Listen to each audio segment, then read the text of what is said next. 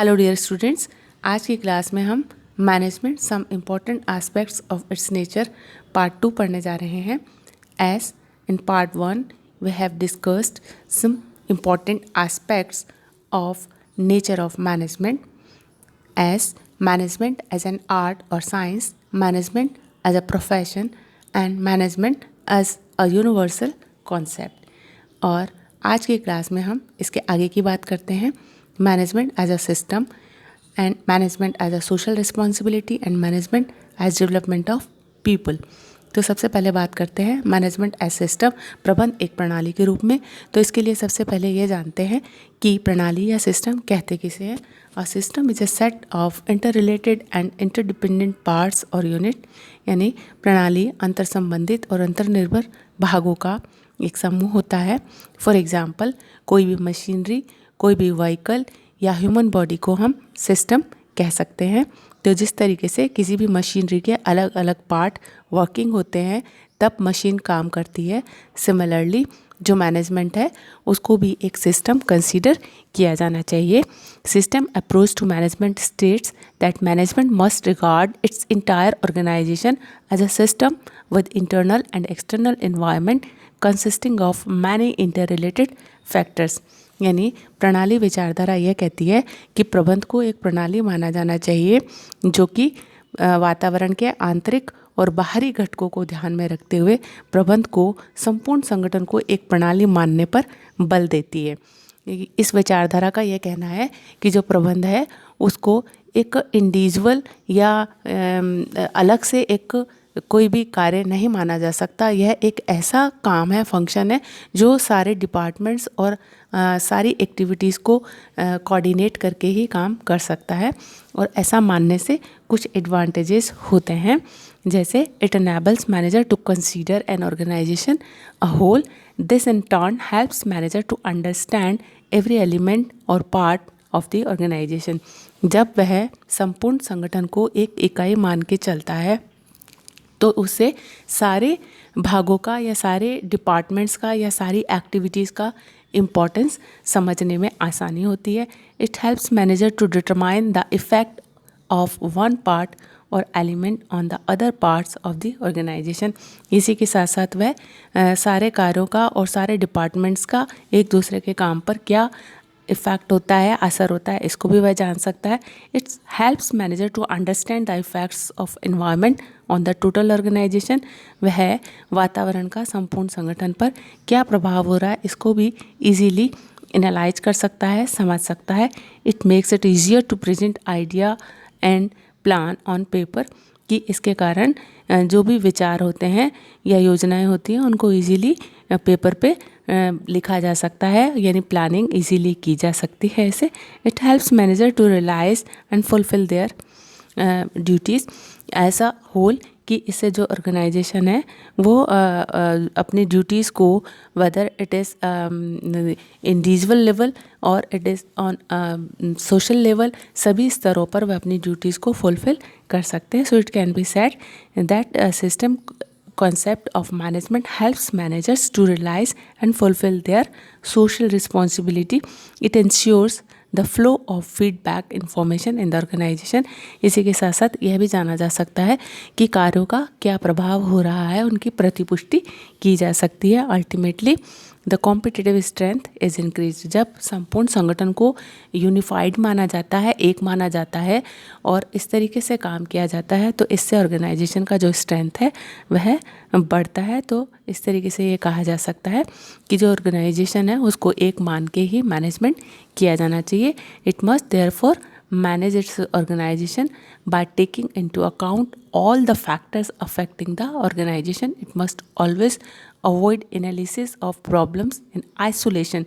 This is necessary in order to ensure output of the organization more than the combined output of the individual part और departments. तो इस तरीके से जो system approach होती है या जो प्रबंध को सिस्टम कहते हैं, उनका यह कहना है कि जो प्रबंध है वो आइसोलेशन में या एकाकी रूप से किया जाने वाला कार्य नहीं है।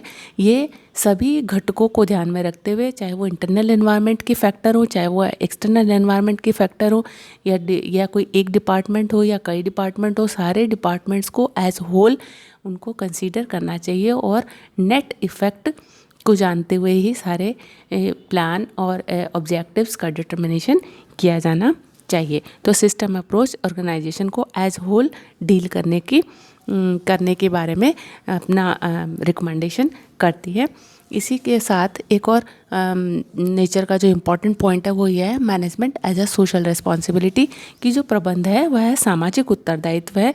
यह जो मैनेजमेंट होता है उसको प्रॉफिट अर्न करने के पॉइंट ऑफ व्यू से तो इम्पॉर्टेंट माना ही जाता है, लेकिन जैसे कि हमने पढ़ा कि मैनेजमेंट का प्रोफेशनलाइजेशन हो रहा है, तो प्रोफेशनलाइजेशन में यह ज़रूरी होता है कि वह सर्विस बेस्ड हो, यानी अपनी सोसाइटी को कुछ देने के सिचुएशन को भी वो एनालाइज करे, रियलाइज करे और अपनी ड्यूटीज़ को फुलफ़िल करे। It is universally accepted that managers owe social responsibility. They are the trustees of the resources of the various stakeholders in the organization, कि वह संपूर्ण संगठन में जितने भी रिसोर्सेज हैं उनके लिए एक न्यासी की तरह होते हैं और वो उनकी एक अमानत होती है और इन संसाधनों का उपयोग उसे समाज की भलाई के लिए, वेलफेयर के लिए किया जाना चाहिए। और जो बिज़नेस होता है, बिज़नेस कई पार्टीज़ से जुड़ा हुआ होता है, जैसे कि शेयर होल्डर्स हैं, डिबेंचर होल्डर हैं, कस्टमर्स हैं, सप्लायर्स हैं, कॉम्पिटिटिव एंड अदर फॉर्म्स हैं, ट्रेड एंड प्रोफेशनल एसोसिएशंस हैं, लोकल कम्युनिटी है, गवर्नमेंट है एंड इंटरनल कम्युनिटी। ये सारे जो पार्टीज़ होती हैं ये बिज़नेस से डायरेक्ट और इनडायरेक्टली कनेक्टेड होती हैं। इसलिए एक बिज़नेस मैनेजमेंट को या मैनेजर को अपने रोल को प्ले करते समय इन सब के इंटरेस्ट को प्रोटेक्ट करना चाहिए, जैसे कि डिबेंचर होल्डर्स को टाइम से इंटरेस्ट देना, शेयर होल्डर्स को डिविडेंड देना और कस्टमर्स को बेस्ट सर्विसेज देना, बेस्ट प्रोडक्ट्स अप्लाई करना, अवेलेबल करवाना, सप्लाई करना। और सप्लायर्स के लिए भी उनका ये इंटरेस्ट होता है कि सप्लायर को वह अपडेटेड रखे कि किस तरीके का फैशन और डिमांड है मार्केट में, कॉम्पिटिटिव एंड अदर फर्म्स के साथ में वो जो है हेल्थी कंपटीशन करे।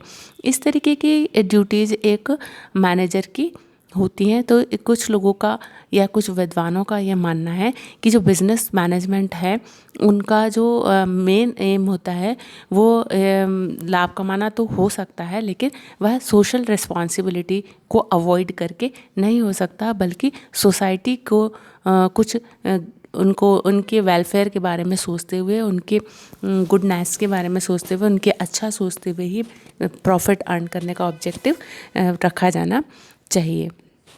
Therefore, managers are liable to act in the best interest of the stakeholders in the organization. तो इस तरीके से उनको ये सारे जो पार्टीज़ हैं इनके हित में सोचते हुए काम किया जाना चाहिए। अब बात कर रहे हैं हम नेक्स्ट टॉपिक की, जो कि है management as development of people. Students, ये जो टॉपिक है, ये वाला topic question exam point of view से बहुत इम्पॉर्टेंट है। जनरली ये पूछा जाता है कि आप इस सेंटेंस को अपने लॉजिक से प्रूव करें कि management is the development of people not direction of things, कि जो प्रबंध है वह मनुष्यों का विकास है, ना कि वस्तुओं का निर्देशन। ये जो स्टेटमेंट है, ये स्टेटमेंट लॉरेंस एप्लिन ने दिया था और उनका ये कहना था कि जो मैनेजमेंट है उनको एम्प्लॉयज़ पर, स्टाफ पर और मैन पे फोकस करना चाहिए, इसकी बजाय कि वस्तुओं और सेवा जो थिंग्स हैं या जो फिज़िकल रिसोर्सेज हैं उनके कंपैरिजन में ह्यूमन रिसोर्सेज को इम्पोर्टेंस दिया जाना चाहिए। Lawrence D Appley, former president of American Management Association, once observed management is the development of people and not the direction of things, कि जो प्रबंध है वह व्यक्तियों का विकास है, ना कि वस्तुओं का निर्देशन। अब इस स्टेटमेंट को हम दो पार्ट्स में डिवाइड करके इजीली एक्सप्लेन कर सकते हैं और समझ सकते हैं कि इसको व्यक्तियों का विकास या डेवलपमेंट ऑफ मैन क्यों कहा गया। Management is the development of man because human beings are central to the management. Management gets the things done through people and management gets the things done through people by motivating them and not by forcing or directing them, कि यह व्यक्तियों को प्रेरित करके ही कार्य लेता है, इसलिए इसको व्यक्तियों का विकास कहा जाता है। और प्रबंध का केंद्र बिंदु मनुष्य होता है, इसलिए प्रबंध को व्यक्तियों का विकास कहा जाता है। Efficiency and effectiveness of physical and financial resources depend largely on the development of human resources, कि सारे फिजिकल रिसोर्सेज एफिशिएंटली काम करें, इसके लिए ये ज़रूरी है ह्यूमन रिसोर्सेज डेवलप्ड हो, इसलिए व्यक्तियों के विकास पर ज़्यादा स्ट्रेस दिया जाना चाहिए। Human resources is the most important assets of enterprises, इसीलिए यह कहा जाता है कि management is the development of man. Managing the human resources is the most challenging task because it is the most dynamic resource. जो मनुष्य है वो बहुत गतिशील रिसोर्स है, इसलिए इसके डेवलपमेंट पे ज़्यादा ध्यान दिया जाना चाहिए। अब इस क्वेश्चन को हम इस तरीके से ये जान पाए कि इसको डेवलपमेंट ऑफ मैन क्यों कहा जाता है, क्योंकि प्रबंध का केंद्र बिंदु ही मनुष्य होता है। इसी के साथ साथ मनुष्य जो होता है वो काम को करना पसंद करता है और प्रेस्टीज को वो अपनी बनाए रखना चाहता है, उसकी एफिशिएंसी और इमोशंस होते हैं, और इन सब कारणों से जो है मैनेजमेंट को मनुष्यों का विकास कहा जाता है। दूसरी ओर ये वस्तुओं का निर्देशन नहीं है, it is not direction of things. क्यों नहीं है ये वस्तुओं का निर्देशन, इसके बारे में ऐसे कह सकते हैं हम कि development of things are included in the development of man, कि मनुष्यों के विकास में ही वस्तुओं या फिजिकल रिसोर्सेज का डेवलपमेंट इंक्लूडेड होता है। व्यक्तियों के विकास पर ज़्यादा और वस्तुओं के निर्देशन पर कम स्ट्रेस देना चाहिए, क्योंकि जो मनुष्य है वो ज़्यादा इम्पॉर्टेंट रिसोर्स है। व्यक्ति उत्पादन का जो है सजीव घटक है, लाइफ फैक्टर है, जबकि वस्तुएं जो होती हैं वो लाइफलेस फैक्टर होती हैं। इसलिए मैन को नेगलेक्ट या अवॉइड करके प्रोडक्शन के एम को अचीव नहीं किया जा सकता। भौतिक संसाधनों और वस्तुओं का सर्वोत्तम उपयोग मानवीय संसाधनों पर ही निर्भर करता है, कि जो फिजिकल रिसोर्सेज है उनका बेस्ट यूटिलाइजेशन तभी पॉसिबल होता है जबकि ह्यूमन रिसोर्सेज को इम्पॉर्टेंस दिया जाए और उनका डेवलपमेंट किया जाए। डेवलपमेंट का मतलब होता है उनके टैलेंट को डेवलप करना, उनकी एबिलिटी को डेवलप करना। इसी के साथ साथ व्यक्तियों के विकास पर ध्यान देने से ही कार्य संस्कृति बनाई जा सकती है। अगर मैन डेवलप्ड होंगे, यानी उनकी एबिलिटी को हम डेवलप करेंगे, उनके टैलेंट को डेवलप करेंगे, तो उससे एक अच्छा काम करने का इन्वायरमेंट क्रिएट होगा, वर्क कल्चर अच्छी बनेगी। तो इसलिए जो मैनेजमेंट है वो प्रोडक्ट या फिजिकल रिसोर्सेस इनका डेवलपमेंट या थिंग्स का डेवलपमेंट नहीं है। एक्चुअली ये डेवलपमेंट ह्यूमन बीइंग का डेवलपमेंट है। जब ह्यूमन रिसोर्सेज डेवलप्ड होते हैं, टैलेंटेड होते हैं, तो वो अपने काम को बहुत बेहतर तरीके से कर सकते हैं और इस तरीके से वर्क कल्चर क्रिएट की जा सकती है। इसीलिए मैन की डेवलपमेंट पे ही वर्क कल्चर का क्रिएशन डिपेंडेंट होता है। इसीलिए जो डायरेक्शन ऑफ थिंग्स है ये इसको नहीं कहा जा सकता है। So management is a development of man, not the direction of things. अगर हम वस्तुओं का विकास करेंगे तो कार्य संस्कृति का निर्माण हो, इसकी कोई गारंटी नहीं है। व्यक्ति जो है वो मनी ओरिएंटेड नहीं है, बल्कि वो इमोशंस ओरिएंटेड है, यानी कि वो भावना प्रधान होता है कि अगर हम उसे मोटिवेट करें, इंस्पायर करें, अप्रिशिएट करें और उसकी हेल्प करें, उसको सपोर्ट करें, तो वो ज़्यादा कंट्रीब्यूशन दे सकता है।